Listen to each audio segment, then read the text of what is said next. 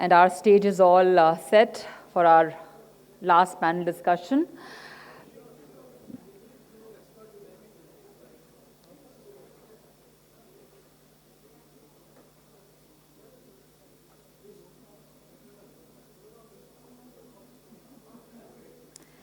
Ladies and gentlemen, please join me in welcoming on stage session moderator Mr. Sagar Kaushik, President, Corporate and Industry Affairs, UPL Limited. Can we all together welcome our esteemed session moderator on stage?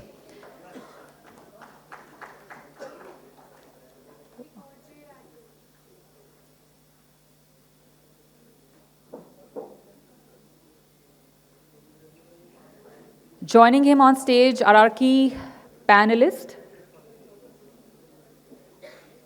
Mr. Rajiv Arora, retired Additional Secretary, Department of Commerce, Government of India. Kindly keep the applause going.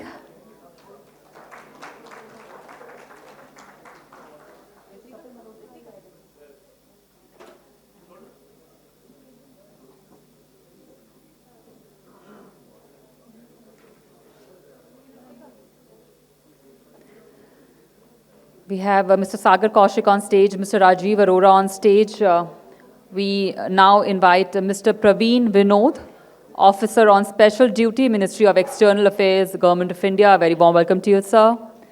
We also have with us Mr. Konagala Ranjit, Investment Promotion Specialist, Chemicals, Petrochemicals, and other red category industries.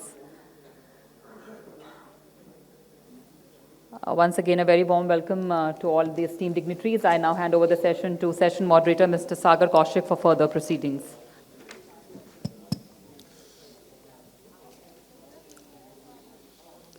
Yeah, thanks a lot. If everybody has settled down, Pramod, please settle down. We can have this chat later.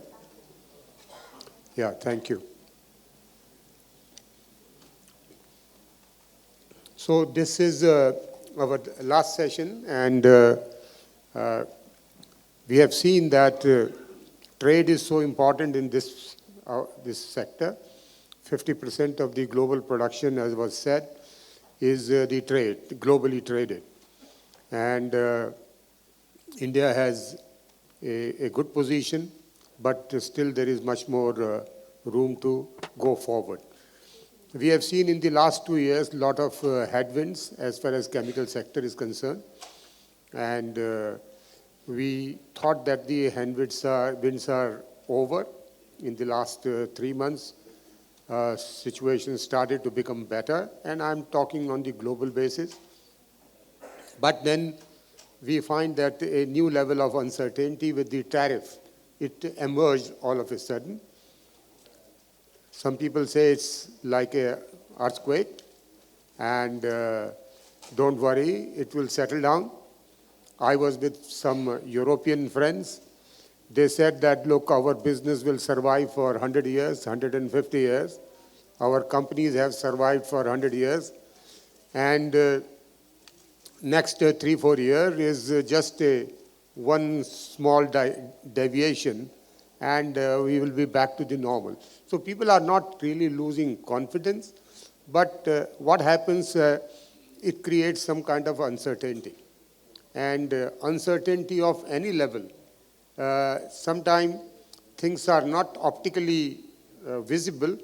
And I give the example. Yesterday, somebody was talking to me that everybody is happy when the crude prices will come down below $70. And it came below $70. $70 per. So people should feel happy. He said, no. When the prices come down, it is an uncertainty for the new research, the new search for the crude. So a lot of people shut down their activities. So I think this uncertainty part is really blocking a lot of innovation, a lot of capex development, etc. So, and this is the new tariff wave. It is creating really a lot of uncertainty. And when you do the business, you don't know what benchmark to take in terms of your cost and in terms of the selling price landed price in the country. So currently, the lot of uncertainties are being faced by this specific sector. And this, we think that this would be overcome. As far as we are concerned, India still see that it is more going to for the advantage of the country India. And we also are aware, because as an industry, we are also consulted quite frequently, that our line ministry, we have given our recommendations, and we see that this bilateral trade agreement, which I think both the US and India are committed to move forward within a given timeline, should place India to a even improved advantage. So I think these areas are so important that with our panelists, we should have this conversation. FTA part, free trade agreement, and the similar type of other agreements. We have the SEPA, we have the EFTA. So I think almost more than 10 such agreements have already been signed, and multiple countries are involved between India and the other countries. And it is so relevant that the FTA, the experience of FTA for India in the earlier format has not been that successful. We signed the FTA or other the economic agreement. To be here. And when I was meeting some of my friends, somebody else is talking, not me. This venue. Okay. So after this assessment was done of some of this economic partnership agreement was signed with Korea or with Japan, and after 1 or 2 years when we saw it is to a high level of disadvantage to India. Our balance of trade has become much more negative after signing these agreements. I think we are conscious about it as a country, or we are aware about it. So these things are also being taken care. So I think these broader aspects we have to cover in today's panel. And we have actually very, very experienced, very senior people, though we are only 3 plus myself. But I think we will be able to do some good justice to this, because one of the experts we have is Mr. Rajiv Arora. Rajiv Arora ji has been the additional secretary, and is the former additional secretary, if I say now, with the Department of the DGTR, Directorate General Trade Remedies. And he was at the position of additional secretary. So all the trade remedies, all the trade matters, the bilateral trade matters, and stakeholder management pertaining to that, that is the expertise he has. Besides that, also how the coordination is done between the government and the industry in order to push through the fair trade across the countries. I think that's the expertise he holds. So he's with us. And then there is one segment which is called the SCOMET, because the chemicals are also used for the bilateral. And in the bilateral part, the dual use, it could also be for some nefarious purposes. So therefore, we need to be, first of all, have full awareness about it. And this sector, this particular segment, in terms of value, it is increasing. And therefore, and we also see the geopolitics and the geopolitical and even the conflicts are also increasing. So therefore, we need to take even more knowledge about it, and for which we have Mr. Praveen Vinod. He is I've seen him, participated with him when we do the roadshow across the countries in creating this outreach about this comet and the other relevant the formats we have in the country, which is more towards the strategic trade systems, the processes. He's also with us, and I can tell you the great experience and the depth of the knowledge of the subject and sharing. I think I was very impressed, and I often remembered his name, and therefore I thought this is the right part to be with us. We have Ranjit.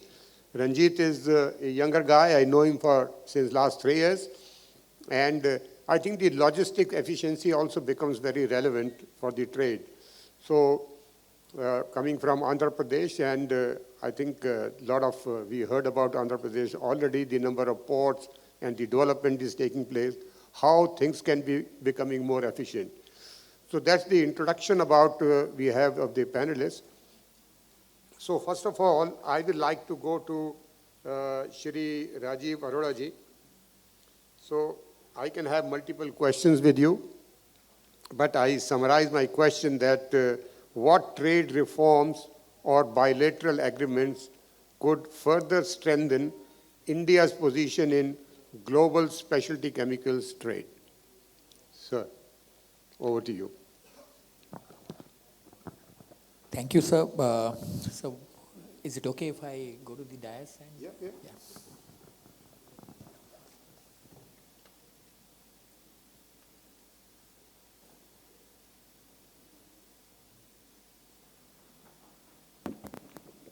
Thank you very much, sir, for this question. I think it's a very, very broad and a very deep question.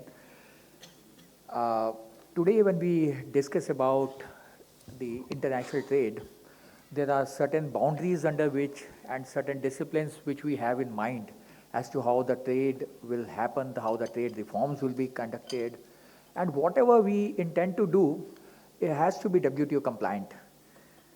The days of original comparative advantage and competitive advantage theories, which said that if you are good at doing something, you will definitely gain the market, and that's how the trade should be for a win-win situation.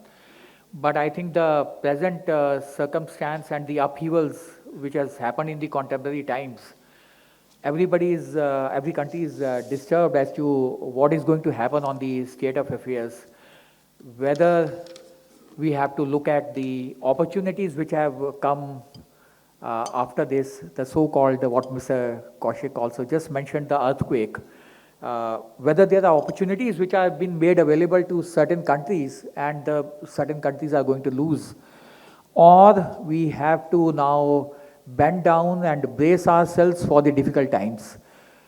And I would like to connect this contemporary development and look at the trade reforms and what are the pathways for a more sustainable cooperation under the trading regime today.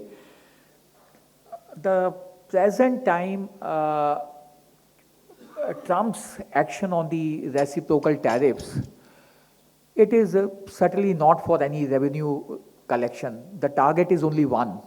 And while doing so, he is also targeting at the other countries on a differential platform, and also looking for finding friends who can actually give him some good aspect of trade with him, and then he can mellow down and give the advantage to these friendly countries. India also happens to be in this list. But that was something which was the initial feeler. As we have moved over the days, we see that the things are changing. Trump is also identifying China as a possible partner. Both want to talk to each other, and they want to come on a compromise and a discussion table. But I think who is going to make that initiative, I think that starts. That is the point where one has to come down to. And that is difficult to perceive, because I think in the near future both will wait and watch. But certainly this is not the steady state of solution which is there, that these reciprocal tariffs are going to remain. They will settle down.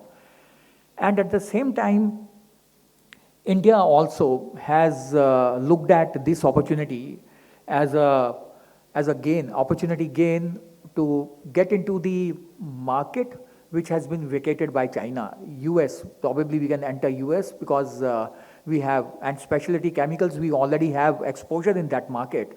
So whether we can now look at the share what China was holding and we can penetrate that.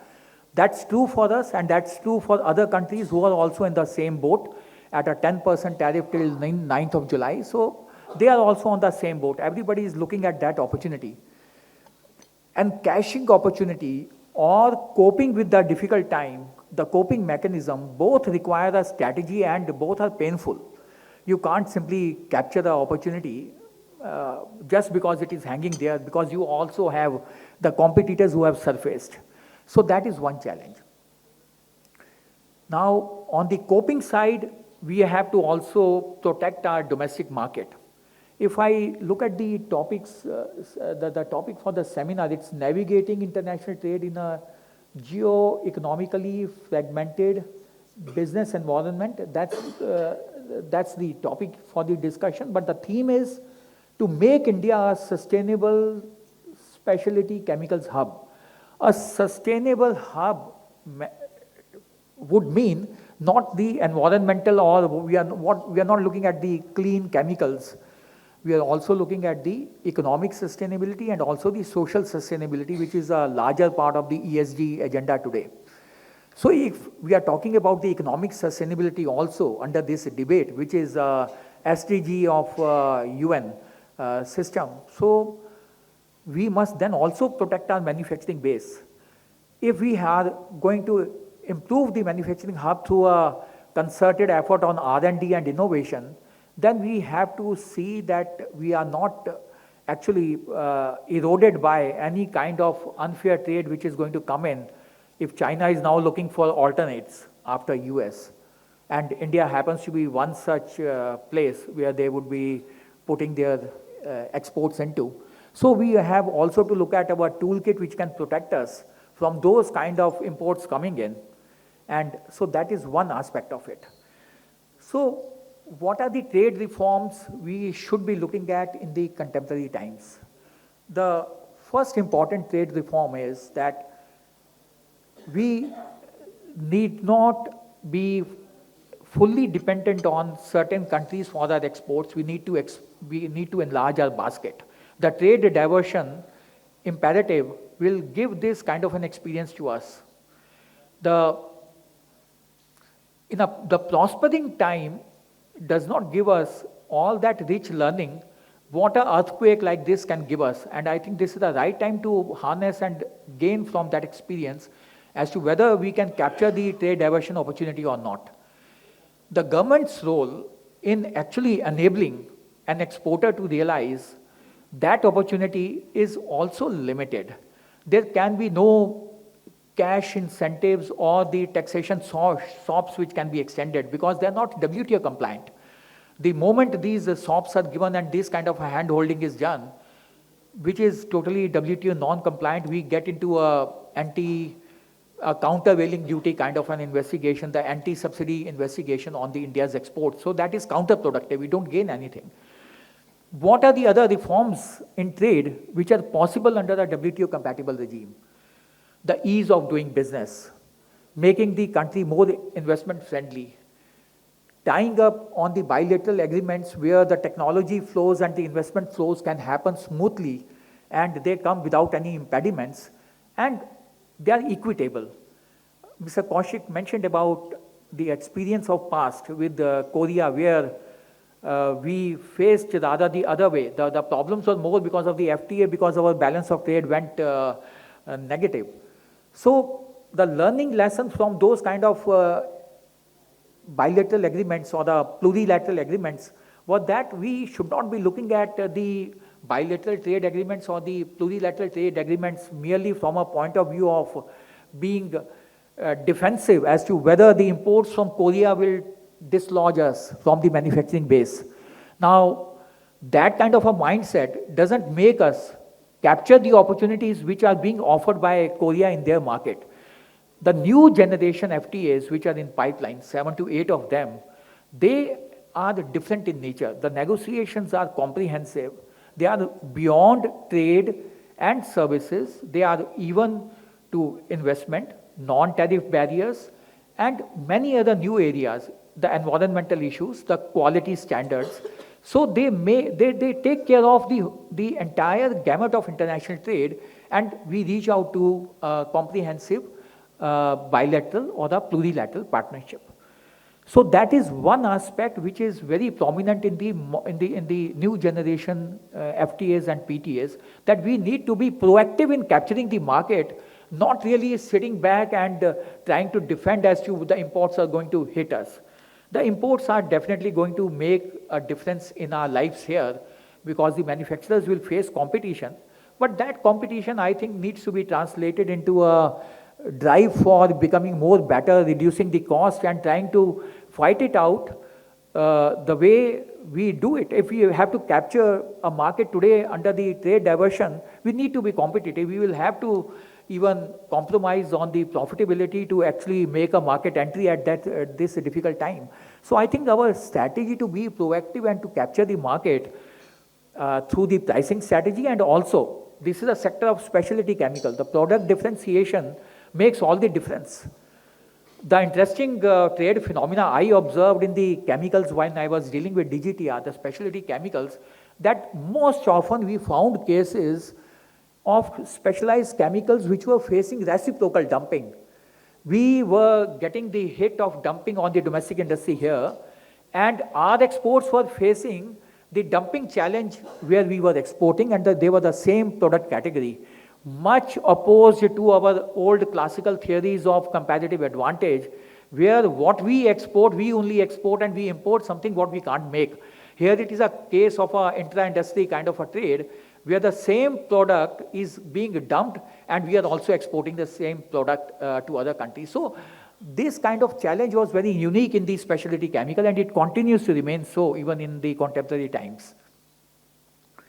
The bilateral agreements today are going to be the pathfinders and the building blocks for globalization, because after looking at the way the trade barriers are growing, the bilateral arrangements, be it EU, UK, UAE, Canada, Australia, the recent ones, and the review with Korea, they all are looking at as to how do we make the two partners' life easier by removing the non-tariff barriers, which is otherwise a difficult nut to crack under the global system. So the moment we focus ourselves under the limited partners, we are able to do it better, and we probably reach out more meaningfully to each other. And the challenges of these kind of unexpected, non-predictable kind of things which are happening now, they are less. The bilateral arrangements are smaller globe to that extent. There are two thoughts again, whether they are the building blocks or they are the barriers to globalization. But these are academic thoughts, and I think the practical reality is that they actually give us a good amount of fillip to enhance our trade. That is something which is a more practitioners and a policymakers point of view. Economists may have a different kind of a view. So that's something here. Coming to as to how do we, the other part. Sorry, sir, I'll take just a couple of more minutes, sir.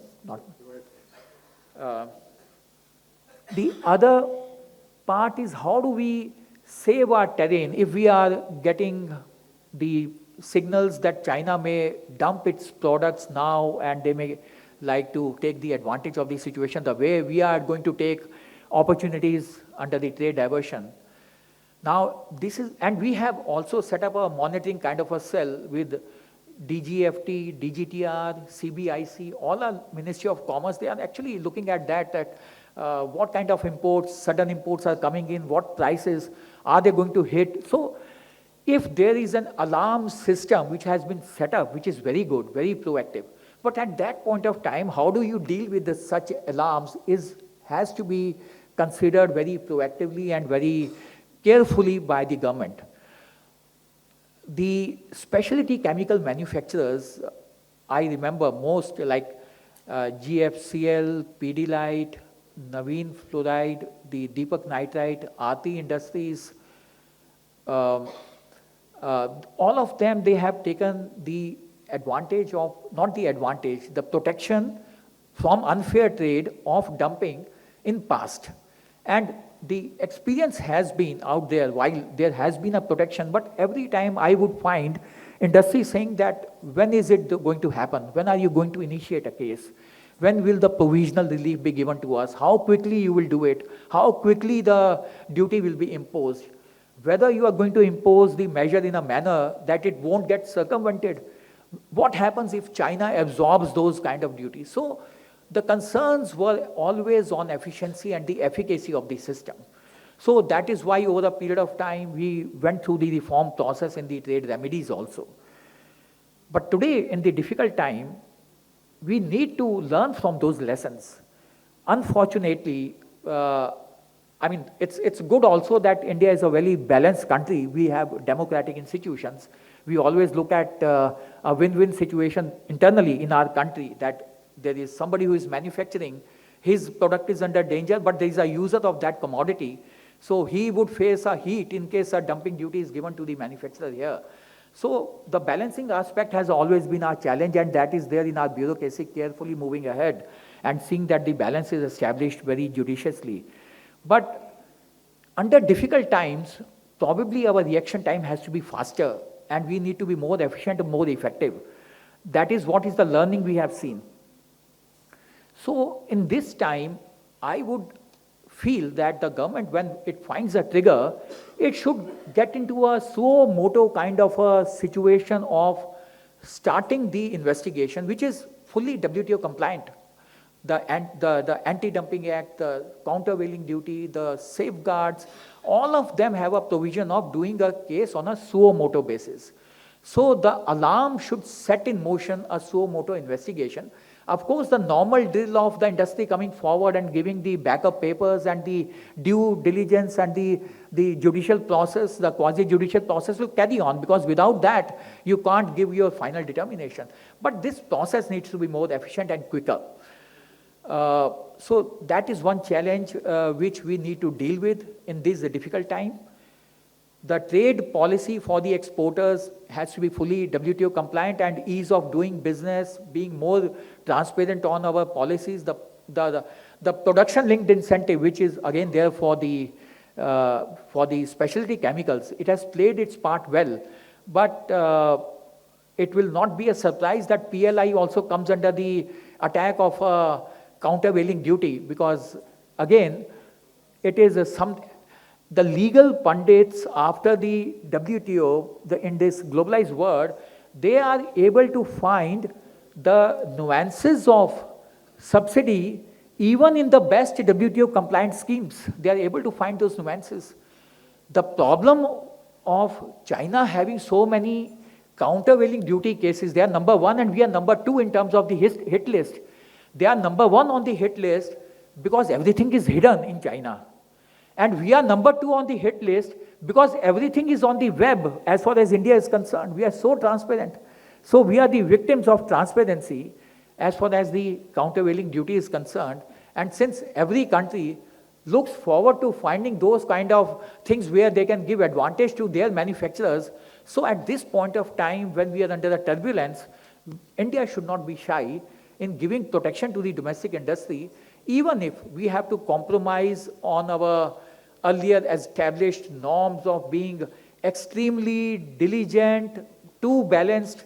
I think this is the time when the favor should be passed on to the domestic industry. I would stop here, sir. If there's anything further, I will take it up further. Thank you. Sir, thanks a lot.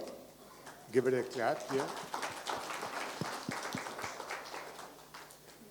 Conceptual clarity, and you have actually unlocked the potential in this, what they call it, the options which are available to us. I think if even I was not aware of the suo moto approach which is possible with the DGTR. So I'll come back to you with the questions, a couple of questions later, but and those will be in the direction of the tariff versus non-tariff barriers, which should be given the high priority. if there is a non-tariff barrier, then why should we have tariff at all? So I think this is one question. Second question which I have is that about the suo moto part, I think you can clarify. And third question which I have is that DGTR recommendation is not the final one. Then it goes to the Department of Revenue. And Department of Revenue look at from completely different angles. And I don't know, now we find some success there, but in the past we had really quite more disappointments than the success. So I'll just come back to you, sir, for these couple of observations I had in your great commentary. So now I go to the next topic, very different, and perhaps you will enjoy that, is the strategic trade system. What is it? What is its relevance? And some more details that how something which we see as a barrier, and my mind changed that it is an opportunity to brand India. So we have here Mr. Vinod. Sir, I give it to you. I don't need to even give you the question because you can give from your point of view on this. Haji.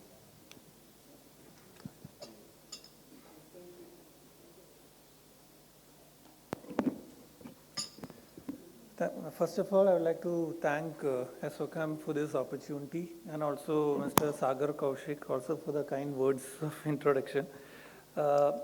Since our esteemed speaker talked about the tariffs, the non-tariff barrier, and from that perspective and the WTO perspective and the current environment, there is other aspect also which is very relevant to specialty chemical sector since it deals with much more specialized chemicals as opposed to bulk chemicals. So as the topic or the panel discussion talks about that we are operating in a very complex geopolitical environment. So how do companies and governments deal with such, what kind of an approach do they have to deal with such supply chains, or how do they navigate? So it is precisely basically in this context that strategic trade controls, also sometimes called export controls, are very relevant. And I would say most relevant also to specialty chemical sector. For many of you who may not be aware, I think some of you are aware already, but since there may be MSMEs, there may be startups here, that it's primarily focused on export controls of sensitive goods and technologies, which are controlled or licensed because of their dual use character. So this is not like the goods which are maybe controlled for reasons of, let's say, protection of environment, or let's say for public health purpose, and many other reasons. These are primarily because they are having dual use nature. By dual use nature, I mean that these, in this case chemicals, let's say, would have some use in design of a chemical WMD, or it could be used for military purposes. Of course, there could be an overlap with certain other aspects like public health and environment protection. And the objectives of having these controls, or why government licenses or controls these items, is because to prevent what is called proliferation or diversion of these items. Because they have dual use nature, it is very important to know that these goods or these specialty chemicals in this context goes to the right hands, and they do not end up with some unintended consignees. In some cases, those unintended consignees could further divert it to a non-state actor, and in the most extreme case, to a terrorist organization. And right now, we are in such an environment where there are conflicts in different parts of the world, and there are, I mean, at least as per international reports, some cases of even chemicals getting diverted to non-state actors from different parts of the world. So that shows how relevant it is. When you look at it from international perspective, India is party to various international conventions and also member of various organizations. In the context of specialty chemicals, I can say we are party to the Chemical Weapons Convention, and we are also a member of the Australia group. Now, basically these deal with, they are the ones who decide which kind of chemicals are actually to be export controlled for their dual use purposes. And also, if you see, there are other regimes as well. If you see, we have a national export control list called SCOMET, which Mr. Sagar Kaushik referred to. It stands for Special Chemicals, Organisms, Materials, Equipment and Technology. These are aligned to all the international conventions as well as these regimes. It has a list of chemical agents, it has a list of chemical precursors, it has special materials, it has certain alloys, it also has certain explosives, propellants, chemical equipment, energetic materials, you name it, there's a vast list. And these are aligned with these regimes. So I would advise some of you here who are hearing this for the first time, especially, please do have a look at the SCOMET list, because there have been instances in the past where a particular company, just because they were not aware, their shipment was stopped by customs, and then they had to face the wrong side of the law. So, sometimes people could say it is ignorance of law, but ignorance of law is not always an excuse in today's era of self-assessment and compliance being expected from trade. So please do have a look at the SCOMET list, because it is not just chemical weapon agents and precursors, it has a lot of chemicals, alloys, also certain, energetic materials, etc., which maybe your company must be manufacturing in some form or at an initial stage. So please do have a look. Second thing is, since it's specialty chemicals, I think I saw in one of the sessions that intellectual property is an important part. Yes, but along with intellectual property, I would say technology. So technology is also controlled under SCOMET list. So, and that is very relevant, I would say, in this sector, because technology basically is defined as any information which is used in design. So in this case, design, production of a particular chemical, which is your own IP. But if you are transferring it through any form, or even sending it on the cloud, a particular design or a particular thing, it is export controlled, meaning to say it goes through a licensing process. And we have had such instances of various Indian companies. So please keep that aspect also in mind, that it's not just chemicals or special chemicals as goods or in physical form, but even in an intangible form, if some knowledge sharing happens, which is very specific to that specialty chemical and which is not publicly available, then that also comes under export controls or to the licensing regime. So in this regard, the one aspect which I wanted to highlight is that we joined these, or we were party to these conventions, or we became a member of these regimes, not just for the purpose of course, the fact that we have a national commitment on non-proliferation, and also we have international obligations. We want to further our track record and credentials. Of course, that's an important part. But also one aspect that why we joined some of these regimes was also to ensure access to the strategic supply chain as well. The term that we keep on hearing now, resilient supply chains. So we all have an Atmanirbhar program and we are working towards it. But in the near term or in the mid-term, there would always be some inputs, some aspects of the supply chain where we still have to rely on foreign sources. So in such a context, this strategic trade controls plays an enabling role. It sounds very contradictory, but like as Mr. Kaushik mentioned, it is not just the control aspect. It is, when you look at it from a sustainable point of view, it actually plays an enabling role, because having such a strong system not just enables compliance from a government or a industry perspective, it also actually enables in building trust across companies, across supply chains.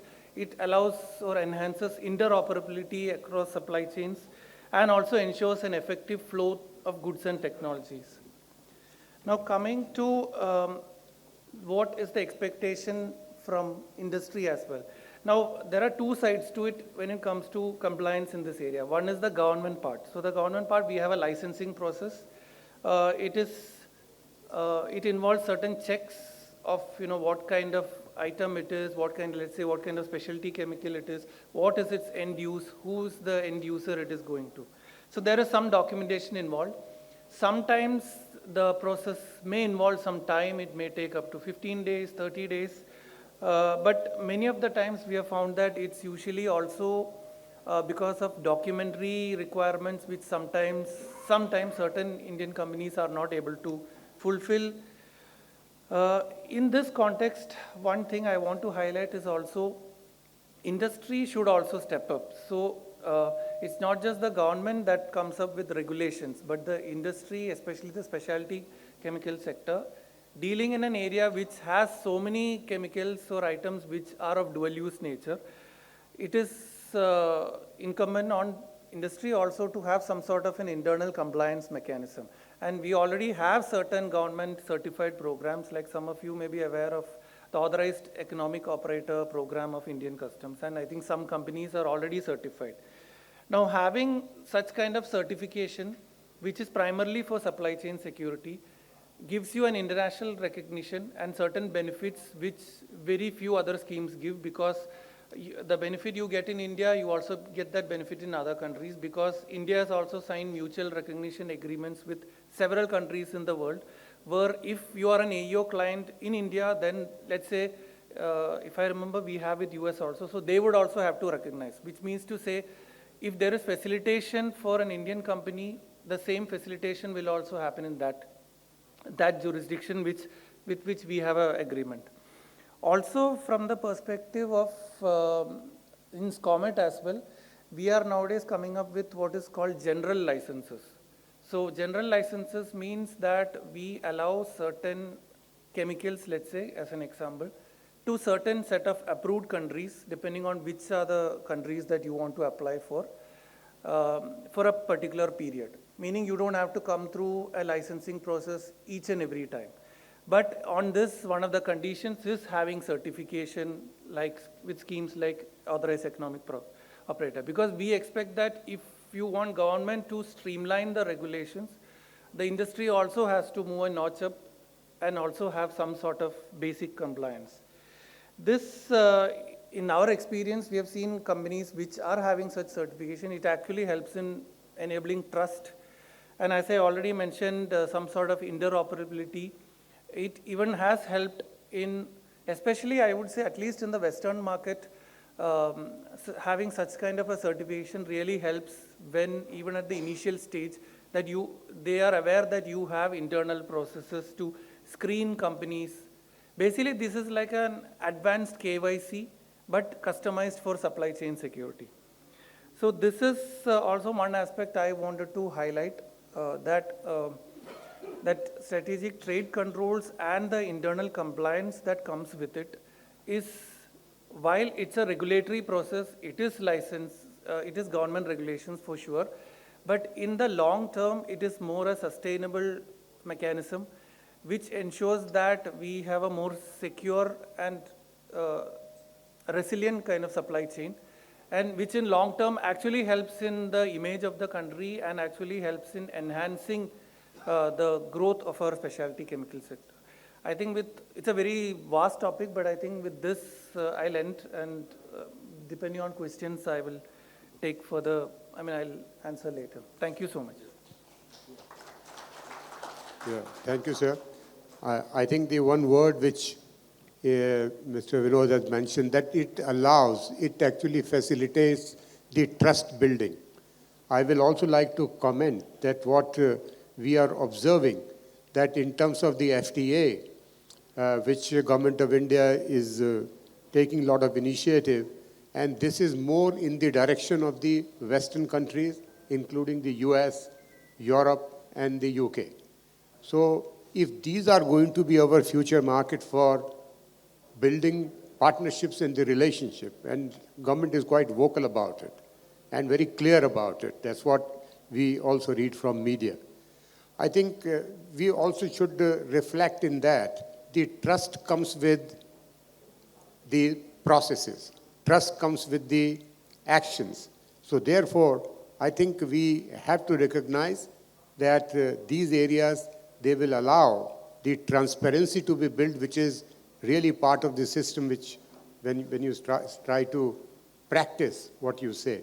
So thanks a lot. I think it's a very relevant topic. I've been thinking about this topic since the first time joined their one of the outreach program in Mumbai.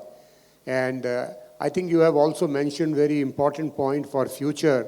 I will also take this into consideration, is the communication to the SMEs. So I think the large companies also have this responsibility to become anchor in terms of bringing awareness. And otherwise, it's not the image of the, or differentiating between SMEs and the large companies, is a question of the image India. So I think that part also we should take into consideration. So two very important aspects of the trade, and I also want to mention, we also wanted Mr. Vinod to take those topics which are generally not taken up by the other platforms. So it should be, but I think Assocham actually specializes in selecting very boutique type of topics which are really not taken outside. So I thought I can have some appreciation on that part. Yeah.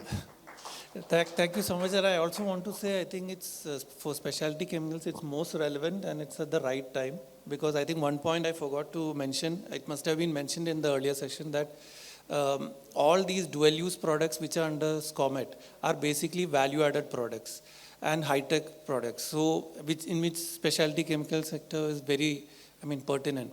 And it is a sector which government is focusing on, whether it's high-tech exports, defense exports. So in this context, getting into the market, while maybe not very easy, but once you get into the market, it's a very niche market where not every player is able to sustain it, and there's huge, if you see countries like US or China or other countries, the growth that they seen, especially in some of these sectors, is once they've entered the value that it is involved, whether it's US or European countries, is something that helps overall in our exports growth as well, and especially in terms of value and image as well. And just one more point, which I again forgot to mention, is the Authorized Economic Operator Scheme, which I mentioned certification. It is also customized for MSMEs as well. So even MSMEs are eligible to apply. In fact, I have seen cases where MSMEs have also got such certification. So the idea is to balance in such a way that government regulation is streamlined, but at the same time industry's compliance levels, if it is increased, we can also make this process enabling and also with some more benefits for our industry as well to incentivize exports in this area. Thank you. Okay, thank you, sir. So last 10 minutes we have, and I think as a part of the trade, the cost and the time efficiency, which we call the logistic efficiency, is also important. And this morning we heard about the multiple ports and expansion of the ports taking place in Andhra Pradesh. So to Ranjit, to you, the question is that how your initiatives are going to bring the cost, time, logistic efficiency for our exports in chemicals. So you have 7 minutes. Yes, and sir. For yes, 3 sir. minutes, I Yes, go sir. back to sir. Okay. So, sir, going back to topic, navigating in the international trade winds. So, I would just bring it down to 4 points. So, I have a presentation, but I'm not speaking on the presentation right now. So, one thing is for the India to focus is on exploiting the geography.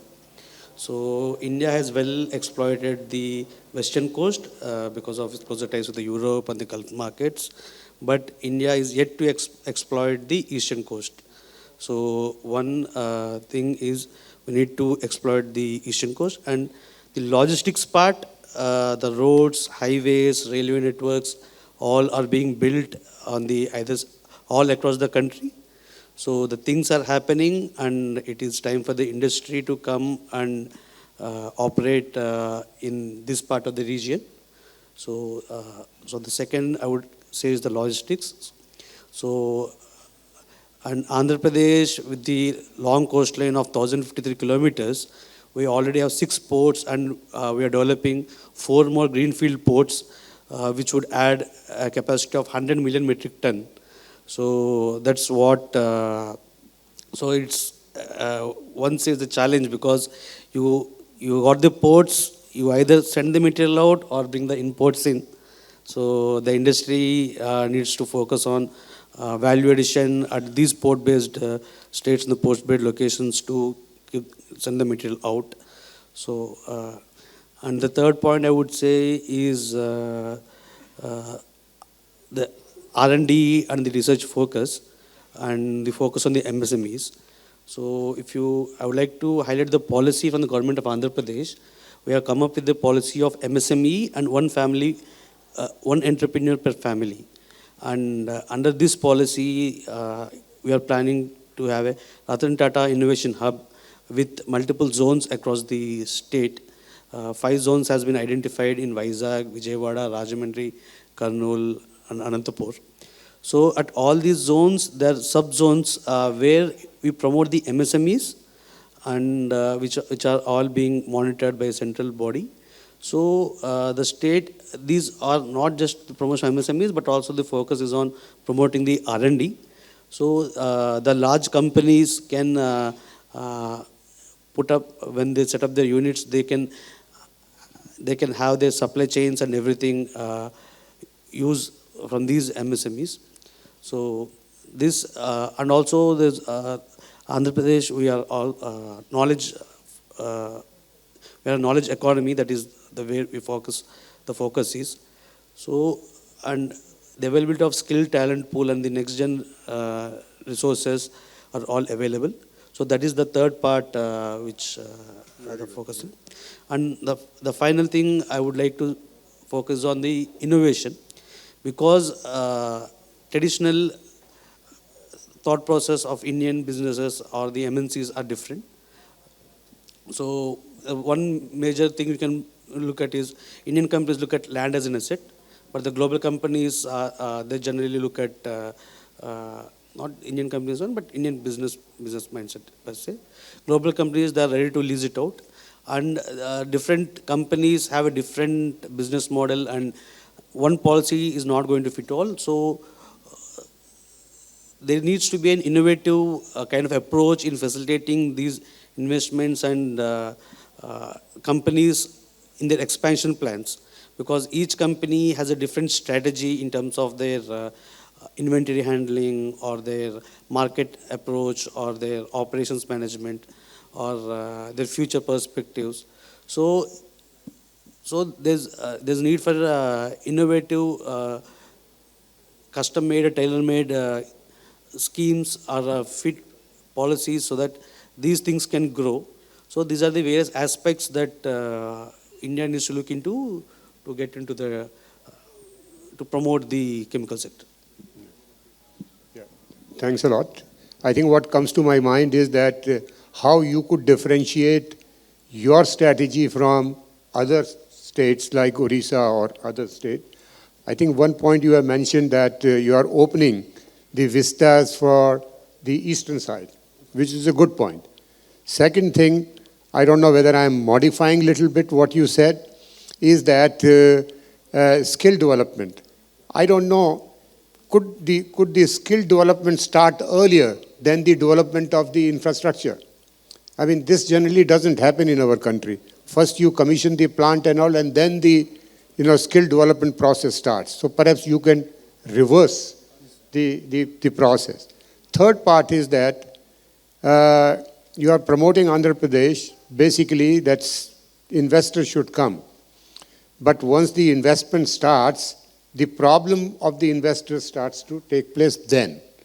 They run a project, the project should be commissioned in, let's say, 9 months, but it takes 3 years. So I think the one edge that one could talk is that, look, we help you shorten your project timeline by 3 months or 6 months or whatever time. I think especially I'll put the skill development on the priority, but you opened up my mind to think on these lines as well. So I thought I'd just share this with you. So thank you very much. And sir, now I come back to you with the 2 questions. One is that response time, how it can become efficiency by using our trade remedies. And the second question, yeah, no, tariff versus non-tariff. And third was that when you make the recommendation and it goes to the Department of Revenue, so why we have less success than we expect? And I mean, you can take 3 to 5 minutes, then we go for lunch. 1 minute for 1 point. Thank you. So just coming to the first question, tariff and non-tariff barrier. I just go back on the clock in November 2019, when for the first time the Commerce Minister, the present Commerce Minister, he mentioned that for an effective protection of the domestic industry, we need not only use the tariff measures, but we should have an integrated import. We should have an integrated approach where we combine tariff and non-tariff protection.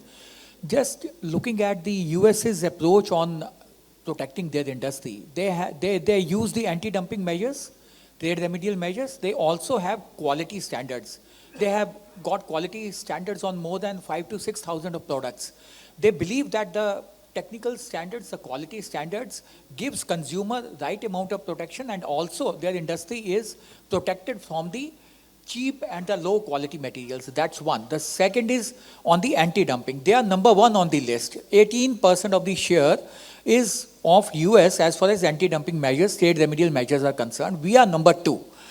But when we have come to having a quality culture in the country, recently the newspapers are full with all I would say criticism on the way the quality control orders by DCPC or by steel, they have been levied, and there has been a feeling that the consumers are choked, they are not getting the material, and therefore there should be some more further comfortable time given for implementation. Now this is a debate which has come in on the non-tariff measures. And that will also rest in a while, because it's a new thing which is happening in this country. And the quality culture is important. We need that. We need the protection for the manufacturer, also for the consumers. It will take time to settle because we are not so high on the technology ladder as was US. We found the anti-dumping measures to be the low-hanging fruits for protection. But today, after the advancement, we are at this stage that we want to combine tariff and non-tariff, and hopefully in days to come, this will settle down. And I think everybody will understand their own gears, and there will be a more harmonious blend of minds on both the sides. So tariff and non-tariff have to live together. And if, sir, you were asking which is more potent, to my mind, non-tariff barrier is a more potent instrument than a tariff measure, because you can still surpass the tariff.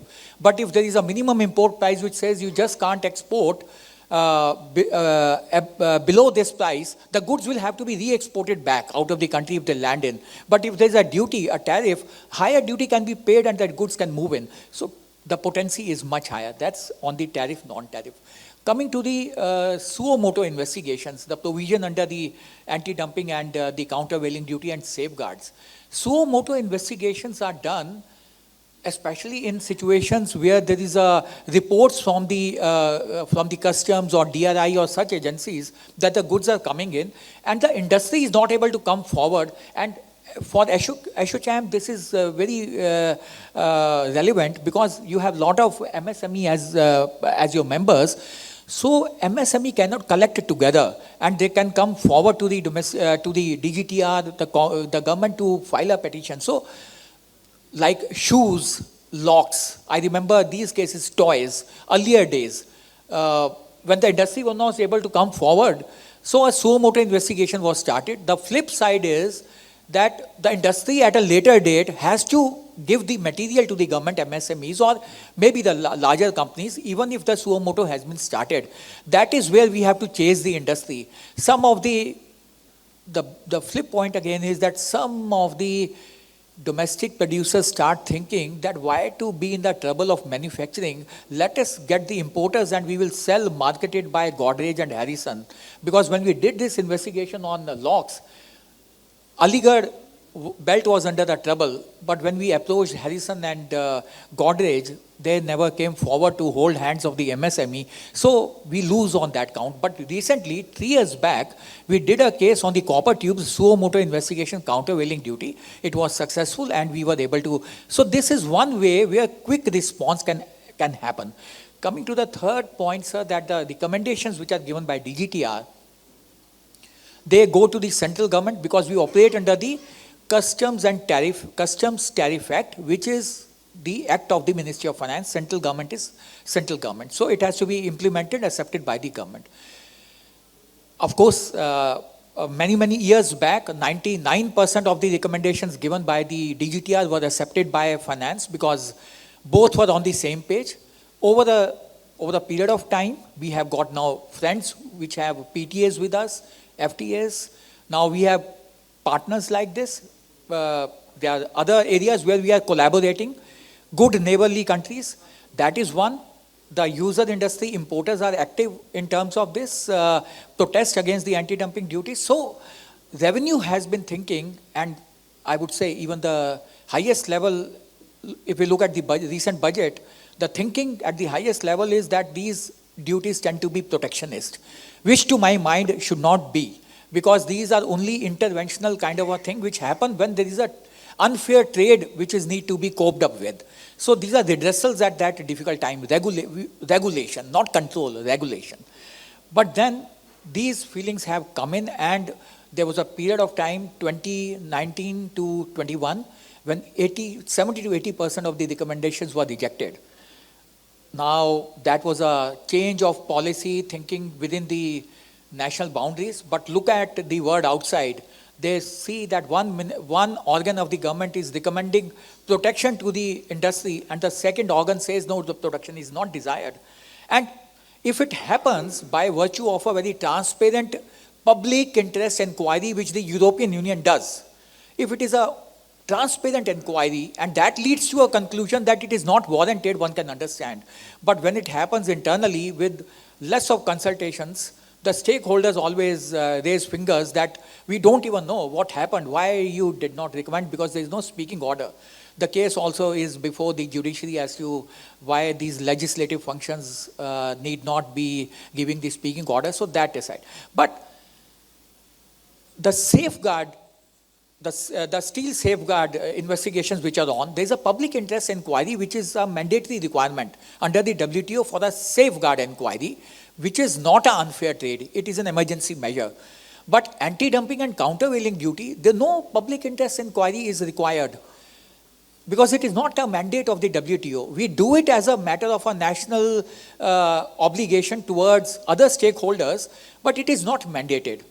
So that is one area where one has to be a little sensitive that in these difficult times, we should not be getting into these kind of things when the manufacturing industry is looking at a kind of a relief. And last but not the least, I would say that in this difficult time, when China is looking towards India as a market for dumping, the policy of a lesser duty rule, which we have actually incorporated in our anti-dumping rules and the countervailing duty rules, which is again a departure from WTO. It is not anti-WTO, it is a WTO plus onerous obligation which we have taken. It was at that point of time when our duty structures were very high and we thought lesser duty rule will be very equitable to the user industry. But today, when the basic customs duties have come down, European Union, which was our partner in raising this, promoting the lesser duty rule, they have shifted their stand towards non-market economies, especially China. They don't follow the lesser duty rule for China because there's a market distortion. So they have rectified their policy. We have been making these kind of, the Indian manufacturers have made this request. And in 2019, there was a great hype and discussion that this may be dispensed with, but it didn't happen and we continue at that. Maybe in these difficult times, it again goes back to those days and probably those reflections can be done, whether the time has come to have a relook at that kind of a removal of a lesser duty rule. So that's something for the Indian manufacturing industry to look at and make a request so that the policymakers can look on that. Thanks. Thank you, sir. I think your stimulating talk and the responses, I think, extremely valuable. And as Assocham, we would like to remain connected to you on this topic further. I have one message which has come. Kindly conclude. So this is a speaking order. So what I would suggest, there would be more questions, etc. Kindly stay for lunch. And I'm sure, sir, you are also staying for lunch. So the questions could still be in, one-to-one. You could talk to them. And with this, I really conclude and hand over to the MC. Thank you, ma'am. A round of applause for our learned speakers. Thank you very much for an insightful session. Please come forward for a group photograph. Please step forward for a group photograph. Kindly come together. Ladies and gentlemen, with this we conclude this insightful conclave. We thank you all for your participation and support. And as I can see, all of you have already moved for lunch. So we request you to proceed for lunch. Thank you all. We wish you a great day ahead. Thank you.